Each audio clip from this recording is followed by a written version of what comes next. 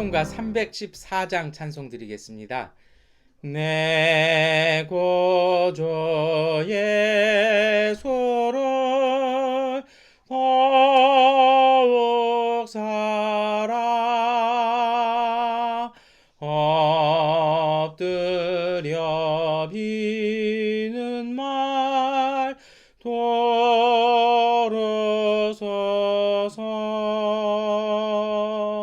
내 진정 소원이 내 구주 예수를 더욱 사랑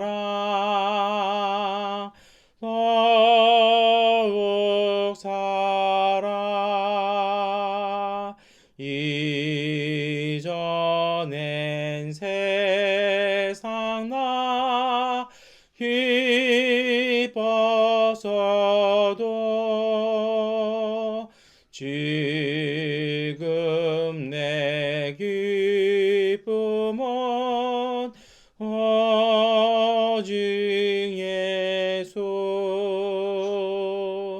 다만 내 비는 말 내 구주 예수를 더욱 사랑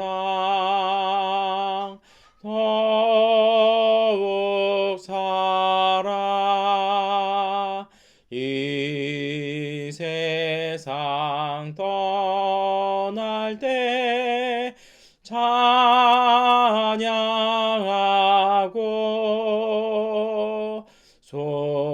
숨질 때 하는 말 이것일세.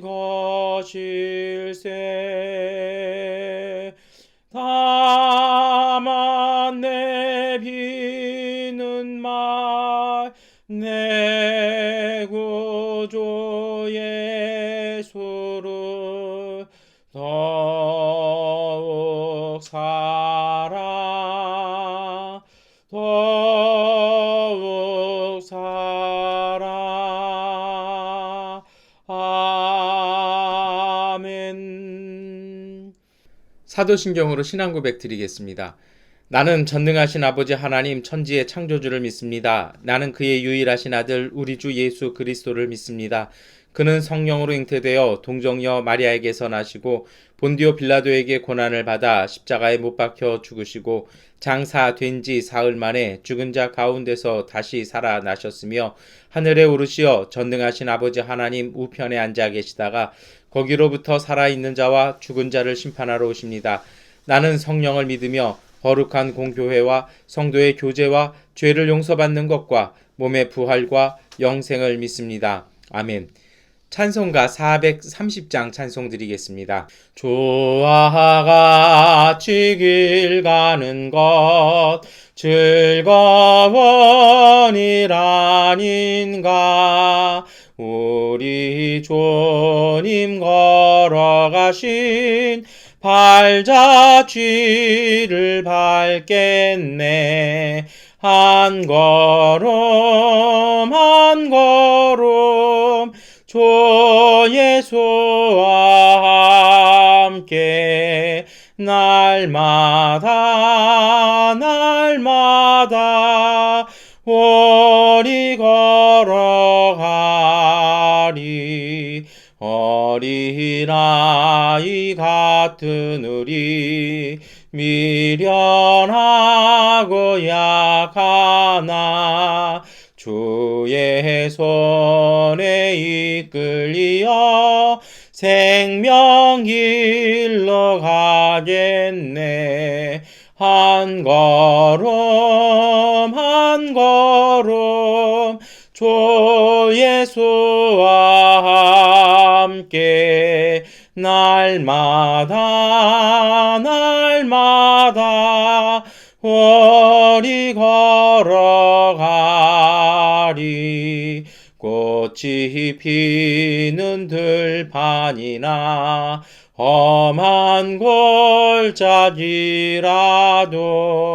주가 인도하는 대로 주와 같이 가겠네. 한 걸음 한 걸음 주 예수와 함께 날마다 우리 걸어가리. 예선지자의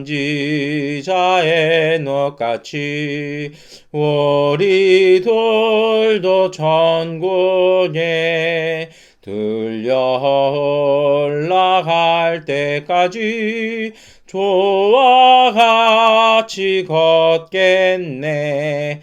한 걸음 한 걸음 주 예수와 함께 날마다 우리 걸어가리. 아멘. 마태복음 1장 1절부터 17절까지의 말씀을 세번역번으로 함께 읽겠습니다. 아브라함의 자손이요 다윗의 자손인 예수 그리스도의 계보는 이러하다. 아브라함은 이삭을 낳고 이삭은 야곱을 낳고 야곱은 유다와 그의 형제들을 낳고 유다는 다말에게서 베레스와 세라를 낳고 베레스는 헤스론을 낳고 헤스론은 람을 낳고 람은 아미나답을 낳고 아미나답은 나섯을 낳고 나선은 살몬을 낳고 살몬은 라합에게서 보아스를 낳고 보아스는 룻에게서 오벳을 낳고 오벳은 이새를 낳고 이새는 다윗 왕을 낳았다. 다윗은 우리아의 아내였던 이에게서 솔로몬을 낳고 솔로몬은 르호보암을 낳고 르호보암은 아바야를 낳고 아비야는 아삽을 낳고 아삽은 여호사밧을 낳고 여호사밧은 요람을 낳고 요람은 우시아를 낳고 우시아는 요담을 낳고 요담은 아하스를 낳고 아하스는 히스기야를 낳고 히스기야는 므낫세를 낳고 므낫세는 아모스를 낳고 아모스는 요시아를 낳고 예루살렘 주민이 바벨론으로 끌려갈 무렵에 요시아는 여고냐와 그의 형제들을 낳았다. 예루살렘 주민이 바빌론으로 끌려간 뒤에 여고냐는 스알티엘을 낳고 스알티엘은 수룹바벨을 낳고 수룹바벨은 아비훗을 낳고 아비훗은 엘리야김을 낳고 엘리야김은 아소르를 낳고 아소르는 사독을 낳고 사독은 아킴을 낳고 아킴은 엘리훗을 낳고 엘리훗은 엘르아살을 낳고 엘르아살은 mat단을 낳고 mat단은 야곱을 낳고 야곱은 마리아의 남편 요셉을 낳았다. 마리아에게서 그리스도라고 하는 예수가 태어나셨다. 그러므로 그 모든 대수는 아브라함으로부터 다윗까지 14대요 다윗으로부터 바벨론에 끌려갈 때까지 14대요 바벨론으로 끌려간 때로부터 그리스도까지 14대이다. 아멘. 여러분, 오늘 우리가 마태복음 1장 1절부터 17절까지의 말씀을 읽으셨습니다. 사실은 성경을 이렇게 읽어야겠다라고 생각하셔서 신약 성경부터 읽으시겠다고 하셔서 마태복음을 딱 처음 폈을 때 가장 난감한 게 이 1장 1절부터 17절까지의 말씀이죠. 계속 낳고 이러는데요. 저도 오늘 지금 봉독하면서 이렇게 앞에 조명이 한 2개, 3개 이렇게 켜 있는데요. 그러다 보니까 눈이 어른어른해요. 그러니까 저도 이렇게 보다 보니까 이게 잘 이렇게 안 보여서 읽다가 좀 틀리기도 했습니다. 예전에 전도사 때는 이걸 다 외웠었는데 사실은 좀 부끄러운 마음으로 회개하는 마음 오늘 이 아침에 다시 한번 가져와 봅니다.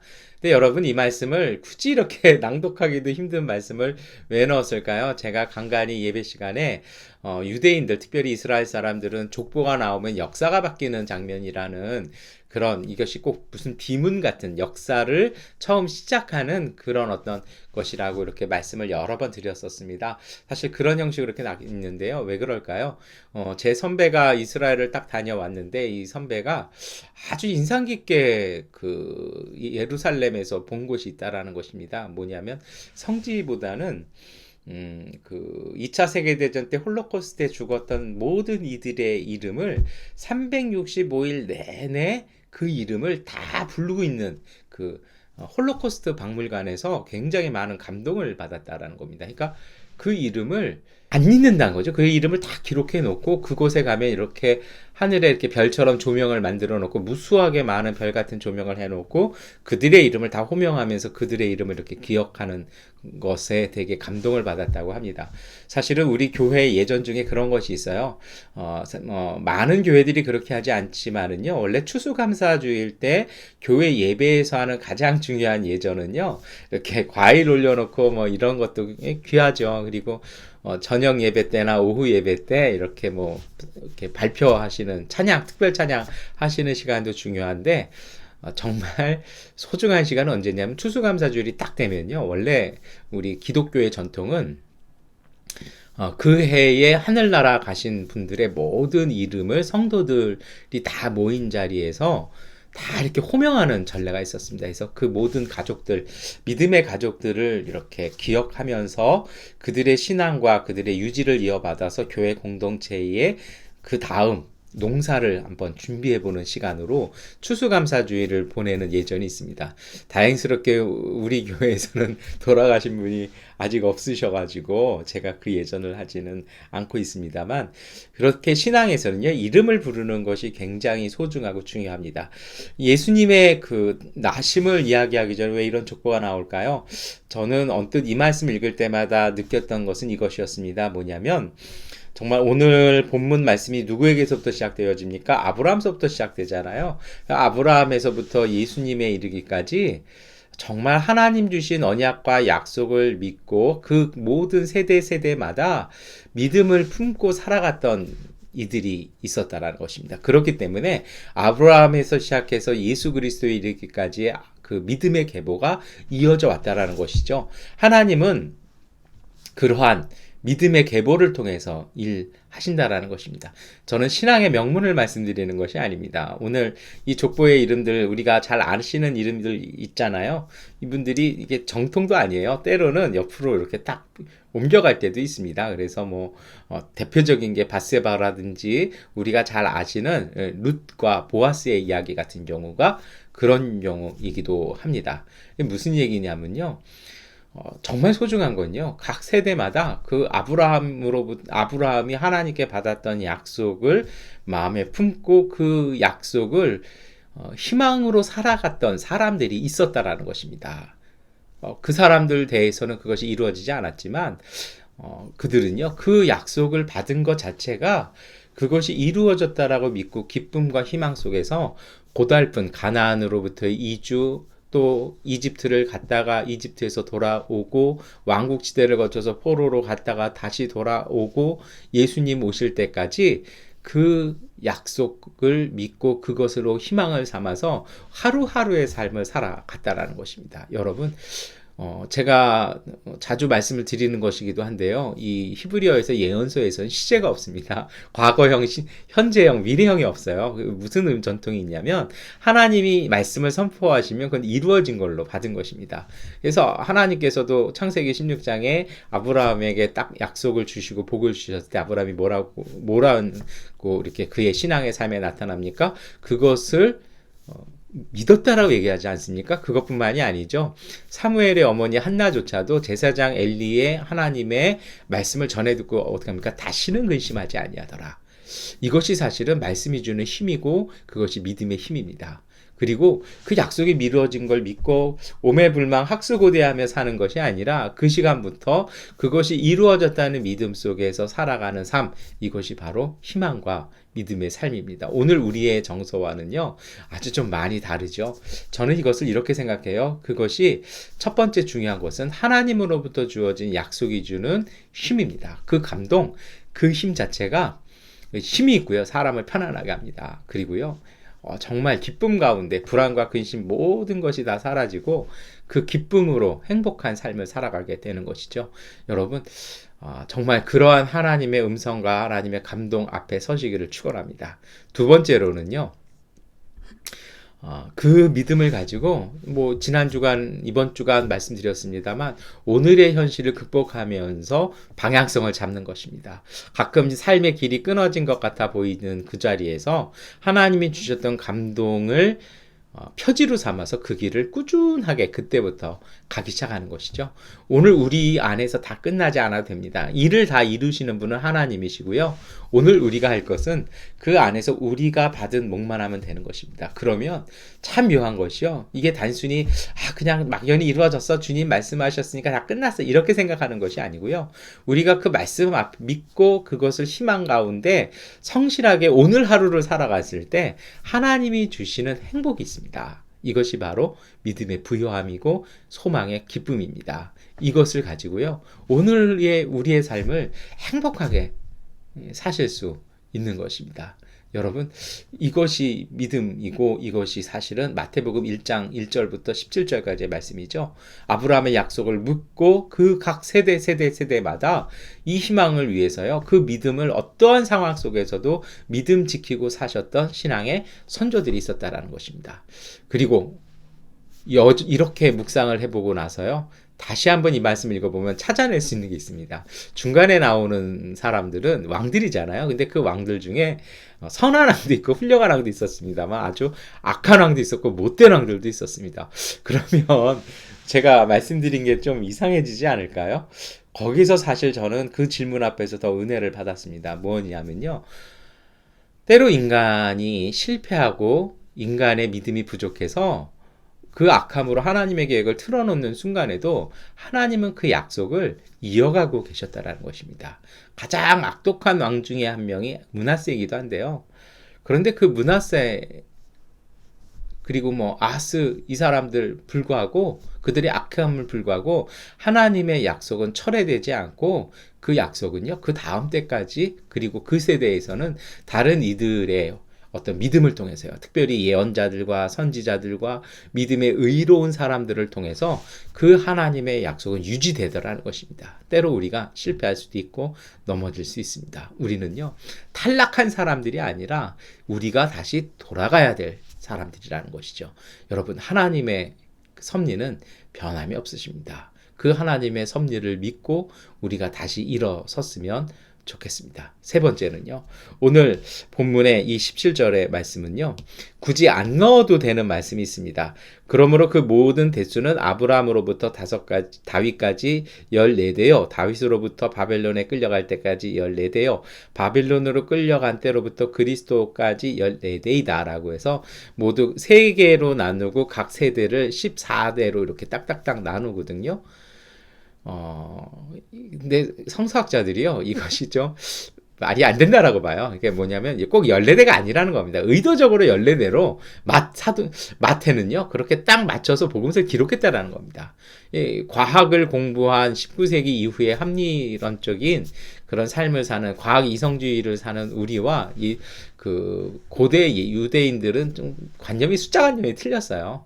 숫자는 또 하나의 문장일 뿐이라고 제가 자주 말씀드리는데요. 굳이 이렇게 14대가 아닌 걸 14대로 이렇게 맞춘 거는 그 하나의 메시지가 담겨 있다는 것이죠. 뭐냐면 제가 앞에 2가지 말씀드렸잖아요. 하나는 각 세대를 그 하나님의 약속을 믿고 믿음으로 살아간 사람들이 있었고, 두 번째로는 그 믿음이 흔들리고 그 약속이 철회될 위기에도 하나님은 그 약속을 하나님의 섭리 가운데 꾹 이어 오셨다라는 것이죠. 이것을 강조하는 겁니다. 그래서 이것은 하나님의 빈틈없는 섭리에 의해서 하나님의 주도에 의해서 마치 공식처럼 법칙처럼 왔다라는 것을 오늘 우리에게 전해주는 것입니다. 그래서 거룩한 새 시대 타임을 통해서 14대, 12민족보다 더 의미가 풍성한 14이라는 대수로 숫자로 맞춰서요. 하나님의 약속은 이처럼 치밀하게 우리 가운데 이루어지고 이러한 가운데 예수 그리스도께서 오늘 우리 가운데 오셨고 그 예수 그리스도의 사역이 보혜사 성령을 통해서 오늘 우리에게까지 이어지고 있다라는 것입니다. 여러분, 그래서 오늘 우리가 살면서요. 우연이란 건 있을 수 없고요. 우리에게 벌어지는 모든 일들은 하나님의 섭리와 계획 속에 있습니다. 하나님이 우리를 버리신 것도 아니고 우리를 진노하신 것도 아닙니다. 저도 어제 저희 어머니가 좀 크게 다치셔서 모시고 막 이렇게 응급실 쫓아다니냐고 제가 새벽 예배를 이렇게 촬영을 못해서 못 보내드렸는데요.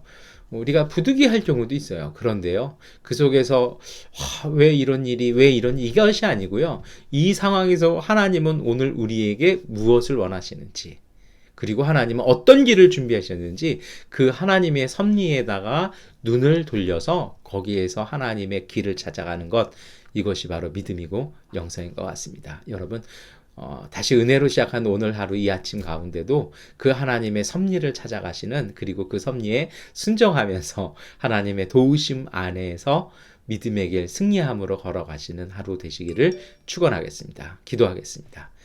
전능하신 아버지 하나님, 오늘 우리의 삶 속에 하나님의 섭리와 하나님의 뜻하심과 보혜사 성령의 감동과 우리 주 예수 그리스도의 사랑이 함께 있음을 고백합니다. 하나님, 우리가 평가하지 말게 하시고 하나님의 섭리를 보며 믿음으로 살아감을 통해 희망과 기쁨으로 살아가게 하여 주옵소서. 믿음이 사랑으로 일할 때에 하나님의 놀라운 은총이 우리 가운데 임하는 그 은총을 다시 한번 고백하는 이 하루가 되게 하여 주옵소서. 예수 그리스도의 이름으로 기도드립니다. 아멘. 하나님께 기도하는 시간 갖도록